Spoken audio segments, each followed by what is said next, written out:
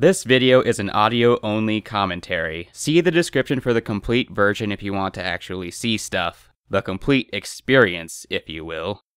I know you probably looked at the title and scratched your head, all like, fan service and objective in the same sentence? How does that work? Well, I'm glad you asked. Generally, fan service describes any gratuitous pandering added to media to increase sales by attracting or rewarding viewers. Fan service describes the use of sexual images, like suggestive camera pans, panty shots, and outright nudity. Why does fan service exist? Well, obviously, because sex sells. That's really all there is to it. Men are more subject to their sexual desires. That is just the way we were created. That's why women are sexualized much more than men in any media you encounter. A naked woman in a movie will attract and titillate way more viewers than a naked man will. That's why fan service for guys is more profitable. It's important to know what qualifies as fan service and what doesn't. By definition, since it has to be gratuitous, scenes that are relevant to furthering or enhancing the narrative aren't fan service. For example, the scene of a naked Rey in a tank in Rebuild of Evangelion is not, since it's important for establishing what exactly she is.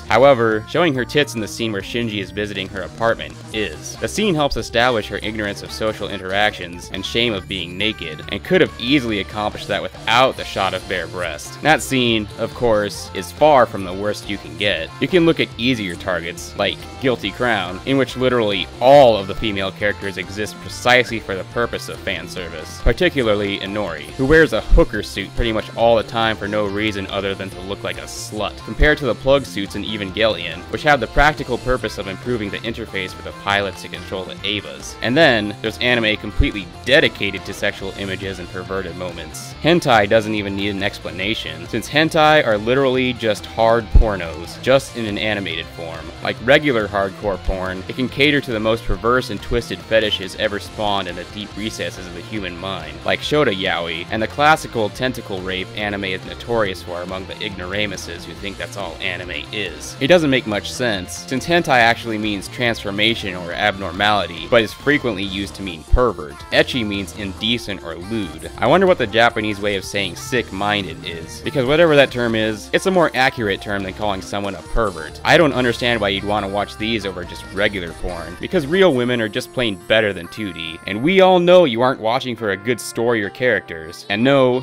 physically attractive girls aren't automatically good characters. If hentai is hardcore porn, ecchi is light porn. Just like hentai, it doesn't make sense to watch it over real-life porn. Actually, it's pretty much just watered-down hentai in every way. Women aren't women, just objects, particularly breasts. Pretty much every character is flat, period, except in the breast department, or if they're lolis, they are. You only enjoy them if your brain is located in the wrong head. You aren't watching them for quality writing. Ecchi still likes to pander to the more unnatural fetishes at times, like pedophilia, faggotry, and incest. The only ecchi I've seen that even gives a legitimate effort to break free and actually have a continuous story is Kore wa Zombie desu ka. As I entail in my review of it, it actually had potential to be a good story, but it was too busy detracting from itself by shifting the focus to stupid, generic, ecchi bullshit shenanigans and what have you. If they had actually tried, it could have ended up at a much higher level of quality, but nope, gotta pander. At this point, if you're a learned individual, you'll be thinking, but these shows are all about perverted bullshit, so it's technically not fan service, since fan service is gratuitous. Why, how astute of you, but I brought them up as a reference. You see, it's impossible for shows like these to ever really devote themselves to good stories or characters, because those genres spend a lot of their screen time on stupid bullshit to appease the perverts. Said perverts aren't watching to see decent characters. They only care about how much skin they show and how big their titties are and how many panties they get to see, along with a bunch of assorted perverted shenanigans. If they weren't, they wouldn't be watching these things. They'd be watching any other thing. Story?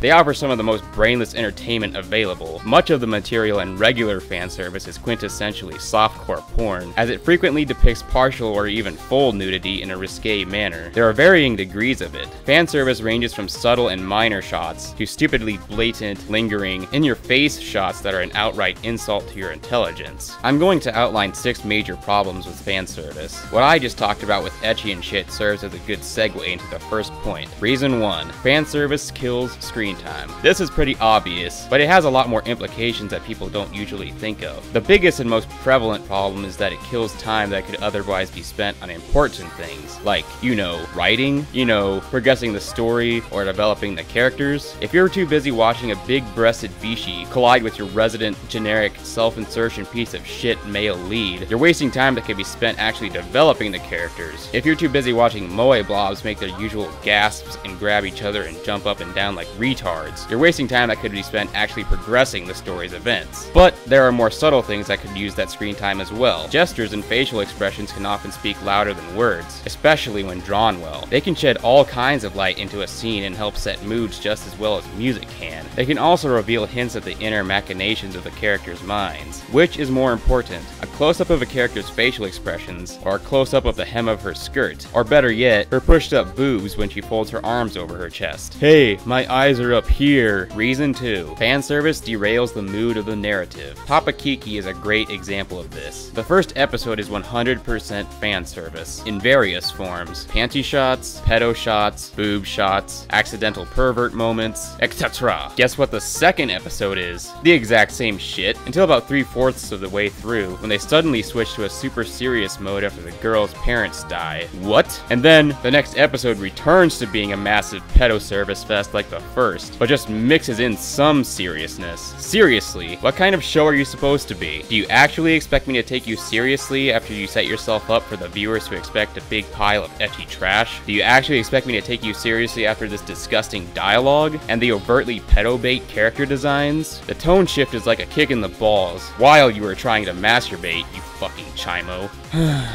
Naturally, the degree of derailment is proportional to how serious the overall tone is or was, and how blatant the particular piece of fanservice is. It's also proportional to how pure the anime has been up to that point. This is one of the things I hated about AKB 0048. The first 3 episodes were completely free of fanservice and very serious. Episode 4 has a little, but then Episode 5 comes along and suddenly, fanservice out the ass! Wait! Now we want to be serious again. No wait! Beach episode time. The term for these extreme cases is mood whiplash. When your mind is currently involved with what's happening with the story or characters, and then titillating images are suddenly flashed on the screen, you will be distracted, whether you want to be or not. The amount of distraction that happens varies, depending on who you are. So does your response, liking it versus hating it. There are 3 types of people who don't think fanservice derails the mood of an otherwise serious show. Those whose minds have become too dumb and absorb it without a single thought, those who are stupid and can't even identify the mood to begin with, and blind people. Reason 3. Fanservice insults the viewer's intelligence. Fanservice operates under the assumption, which happens to frequently be correct, particularly for the less intelligent viewers, that seeing sexualized images of characters is more important to us as the viewers than actually writing a story. There are shows that aren't ecchi or hentai, but are still mostly dedicated to fanservice in varying forms, like moe shit, which I discussed in my video about moe. Like I already mentioned, there are varying degrees of fanservice. The less blatant and more tactfully implemented forms are obviously less offensive, while in-your-face shit is more so. The quantity also plays a major role. Reason 4. Fanservice is used as a substitute for actual quality. Shows with quality writing won't have to rely on fanservice to sell well. It's simple. This is easily proved by example. Obvious ones are Studio Ghibli and Hayao Miyazaki films, which are hugely successful and popular and are totally free of fanservice. Of course, the work doesn't have to be a classic, timeless, all-ages work of art like My Neighbor Totoro for good writing to lead to its success. There are countless titles with average to good writing that are still very successful without it. The point is, good writing doesn't need fanservice for the show as a whole to be good. Reason 5. Fanservice is overdone, both in intensity and quantity.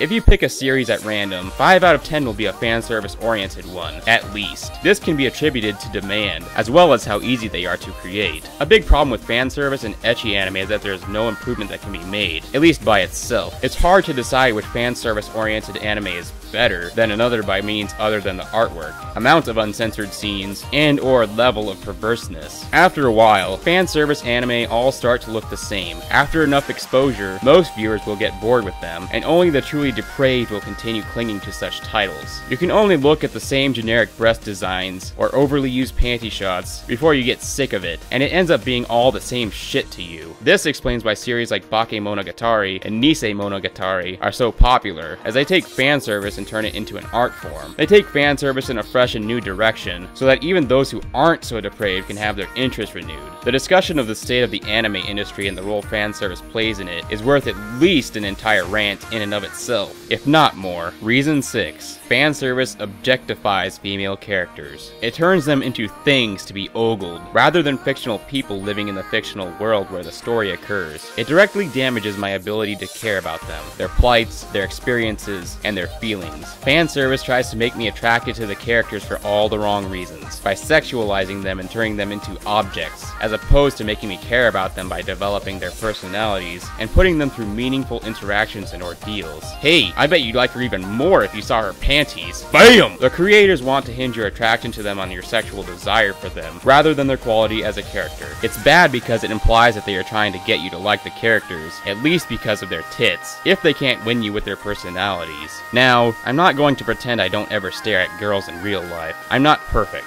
and I'm a dude. It happens, whether I want it to or not. However, I don't sexualize women I care about. Wanna know why? Because I care about them, and I have no intention to turn them into objects of my lust. Hot girls that dress to impress? Sure, why not? They make it clear to everyone around them what their quality as a human is, and I don't feel nearly as bad thinking dirty thoughts about them, because they have already objectified themselves. But when I want to watch a good show, I'll watch a good show. When I want to watch porn, I'll watch porn. Porn is not a good show. Your brain is on when you're watching a show. Your penis is on when you're watching porn. And besides, like I said, I don't understand why the fuck you'd want to watch porn that's essentially a cartoon. If you're that desperate, watch real porn. Anyways, fan service. There are plenty of anime out there in which the thought of the inclusion of fan service isn't just offensive, it's outright horrifying. Imagine if My Neighbor Totoro had fan service in it. Imagine Gunslinger Girl. Imagine fucking Kobato. If you aren't vehemently disturbed by the thought of fan service of Rin in Usagi Drop,